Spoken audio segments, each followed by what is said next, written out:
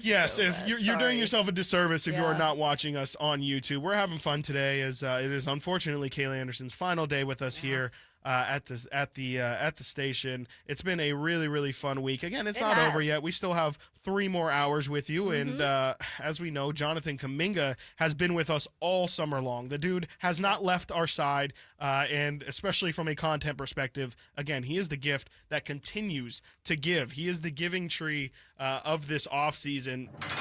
And it just continues, It ladies and does. gentlemen. I can't get enough of him now. I mean, It's now incredible. you have me pulled into the saga. You've been here for a week, and And there's been every like day 3 I'm different doing updates. What's going on with Kuminga? Is he coming to the Sacramento Kings? Is he not going to his retreat with his boys? He is not. He is not going to the retreat with his Dang. boys, which is just absolutely. Do we have that audio, by the way, Kyle? Can we play that? So that is a perfect way of setting the scene. So as we know, Jonathan Kuminga, the Warrior saga, the King saga, all of it has been a mess, and this is all coming to a head this week as Media Day is on Monday. Jonathan Kuminga's decision on whether or not he's going to take the player option or the qualifying offer, that decision doesn't have to be made until October 1st, which is Wednesday. And so the Warriors this week are hosting a non-team sanctioned, player-led training camp, I guess you could call it, in San Diego. And there is one glaring omission from these workouts. They have everyone, even the guys who aren't signed. Seth Curry's brother is out there. And yet there is one person who is missing, and you all can probably guess who that is. Jimmy Butler is actually holding a team function, a team mini camp in San Diego this week. This is the first full year of Stephen Curry, Draymond Green, Jimmy Butler all together. One player that is not there, the only player on the potential Warriors roster that isn't there, is a restricted free agent, Jonathan Kuminga. My understanding is he is not appearing at this team function, this camaraderie mini camp in San Diego. This is still at a stalemate. I spoke to Aaron Turner, Kuminga's agent, today, and he told me the player option still remains critical in these conversations. We know about the 3-year $75 million offer or a 2-year $45 million offer. Both still have team options in them. Him, just like Grimes, has until October 1st before his decision, but these sides still at a stalemate. Jonathan Kuminga did not appear at the first kind of team-related event the Warriors players had today. So there you go. There you have it. That is Shams Charania giving us an update. That was dramatic, by the way. Very dramatic. It's like he will not be there. He's the only one who's not going to be there. They're having like a big buffet, like he's not there. Jonathan Kuminga is Wow. skipping the team pizza party. I know. How dare he? Man, maybe his parents couldn't get off Intense. work in time to drop him off. You know, who knows? But it's, I don't know. I mean, you know, it is really, really hilarious. I get it also why this is obviously I get a it. very, very Yeah. big story. But it is really funny to me that this is where we are at with the Jonathan Kuminga stuff, where it is leading NBA Today that he is not participating with his team, which, again, I understand why it's a big story, but it is just a little bit funny to me. It's a little bit high school drama-y to me. And yet, it definitely is yet again Jonathan Kuminga using his leverage and once again saying, I'm not bluffing here. Like, this is, because Kayla, you could definitely speak to this as well. Like, it's different when it's a player-led thing, right? Like, if it's Yes. coaches, team organized, and you miss it, hey, we get it, man. It's business. Handle your business. We all have to do it. Sometimes we have to do things that make things uncomfortable. It's in the name of business. But this is Jimmy Butler, I'm assuming, sending out a group text to the guys saying, hey, anyone want to go to San Diego and let's play get to know shoot each some other, hoops? right? Kick it like the It's NFL different. does it with quarterbacks and wide receivers, Mm-hmm. and they plan these trips. I know when I was covering Will Levis when he was the quarterback with the Titans, he invited everybody to like Cabo or something, all the wide receivers, and we were also like, okay, well, who didn't go? Like we were for sure. immediately like in that case everybody went, but in this case, this is even more like, okay, let's see what's really happening, because even if he does sign the deal, guys, even if this does get done with Golden State, how awkward is this going to be to play there with all of these guys that you've already pretty much put out, a memo saying, I'm not really about it. Like, I'm not really about this team. Maybe that he does it for a year and then he's out. But it would still be tough because clearly, he's doing what he has to do. I get that part too, because they've not done him right. but it does put everybody in a really weird situation. And like you said, Butler's new too. He's just trying to bring everybody together. Yep. This is like the saga that I'm here for. It's the most drama of anything that I Yeah. have seen in a really long, and like the NBA is full of drama. It is. And this is peak. This Yeah. is really like, it takes me back to like the Draymond and KD like internal beef. There it is. Like that was the last time it feels like there was some real weight to it too. Of course, Draymond and Jordan Poole. Are we noticing a common thread here? Draymond? By the way, yeah. To your point Golden of Jimmy Butler and like, do you think Jimmy Butler and Draymond Green are going to forget something like this? Like, do you think you mentioned how No. awkward it's going to be? No. Those two guys specifically are the kind who will be like, hey man, I don't care if things go ahead and shake all the hands you want and, Yeah. and whatever with the owners. You missed like this team-oriented thing, this I team agree. bonding experience. You've made this summer hell for us. Like, we're all towards the end of our career trying to win a championship, and this young 23-year-old kid is ruining our legacy, something that we've been building for as long as he's been alive. Like, his adult life has been Steph Curry's era, and he's about to potentially throw a huge wrench into it. And so something tells me that, yeah, just knowing Jimmy Butler and Draymond Green, Yeah. those guys feel like the type who, to your point, like, it doesn't matter what happens after this. The damage has already been done. It's like the locker room door for him is going to be shut when, like Yes. everybody's in there. You got their pregame, all that stuff. And then it's like, oh, yeah, the room goes silent when he walks in. That's just what I'm 100%. picturing. And I'm No, not saying that's 100%. going to happen. But I Wouldn't am surprise me. saying, I mean, it is a real thing with all the teams I've covered in my career. Like, even if there's a couple bad eggs in an NFL locker room, Right. it can change the season. We're talking about an NBA locker Like room. an 80-person locker room versus like a Exactly. 15-person locker room. I mean, one bad situation can have an effect on a season, if you don't get it figured out. Yeah, absolutely. And they are not figuring it out. They are the No. furthest thing from figuring this thing out. It seems like they're digging the hole even deeper. And that brings us to where we are today, where there's new reports from Sam Amick yesterday. Of course, we all know and love Sam Amick. He's been on the morning show countless times this summer. We are finally giving him a little bit of a breather. And even now, it feels like Sam is going to have to come back on probably early next week to have to describe how this thing ended up playing out, as we'll probably have an answer by then. But let's get into Sam's story here. This is, of course, from The Athletic. Sam Amick, none better than, he says, quote, Yet according to team sources, there is still another scenario in play here when talking about the Kuminga Warriors scenario. A sign and trade deal with the Sacramento Kings, while the two teams went more than a month without discussing the matter during the later part of summer. Team sources said that talks between the two sides were renewed earlier this week. This week, people, Warriors and Kings have been talking as recently as this week for Jonathan Kuminga trade.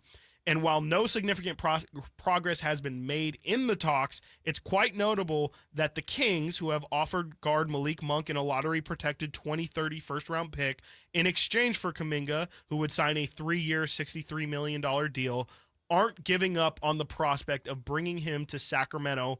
This is big, maybe, this season, which, again, might tell you, even if things are in the short term, signed, sealed, delivered, it might not be over in terms of the talks quieting down, as, this all could just end up being Jonathan Kuminga kicking the can down the line to free agency next year, where the market is all his.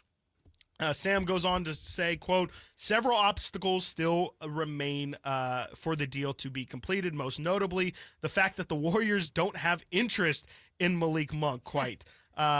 His contract is the primary issue. He has a player option for 27-28 worth $21.5 million. That does not fit the Warriors' future flexibility plans. There are concerns about his fit on the team as well. If they did take him on, team sources said that it's likely Golden State would look to trade him elsewhere.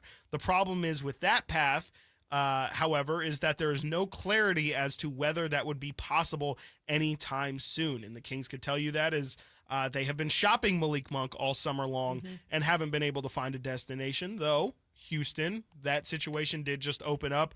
Who knows if they can find a deal there.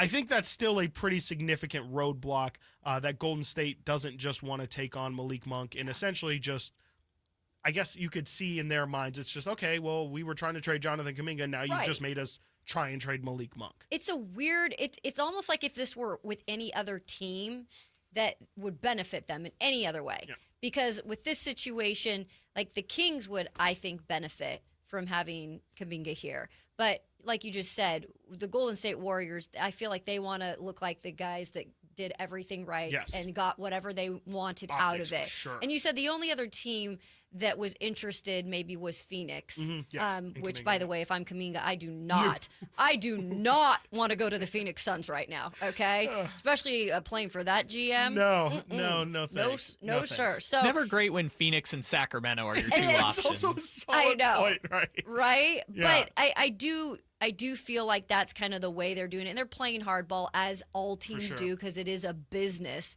But it's almost like if it was any other team that kind of made more sense for them and what they are going to get. Yeah, definitely.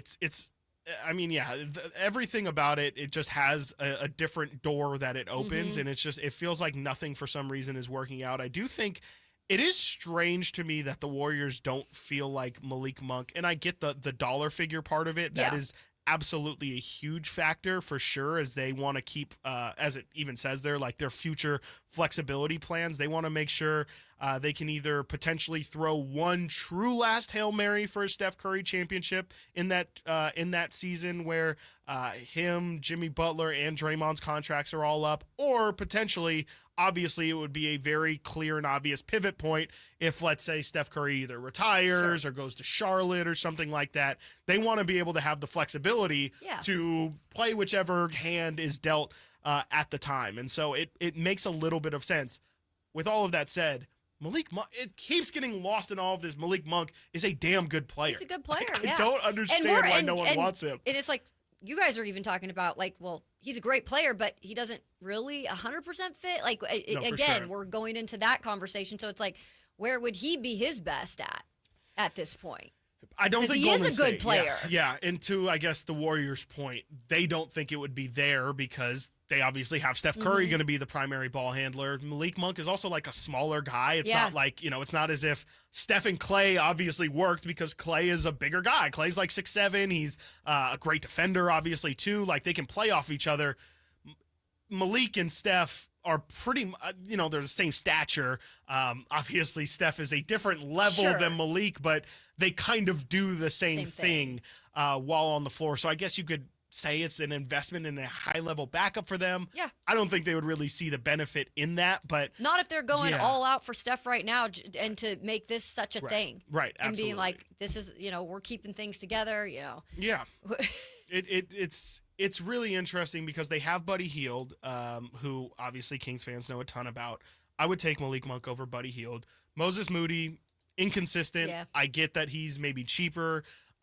They have team control. They know what Moses Moody is. Moses Moody might know his role better there, which could be a part of this too, right? It could just be as simple as maybe in a weird, twisted way, Malik Monk is too good of an addition. Like Malik Monk might, they just need you to fit into this box here. Like we're the Warriors. Like, we know what is going to work here. We know what we want to do.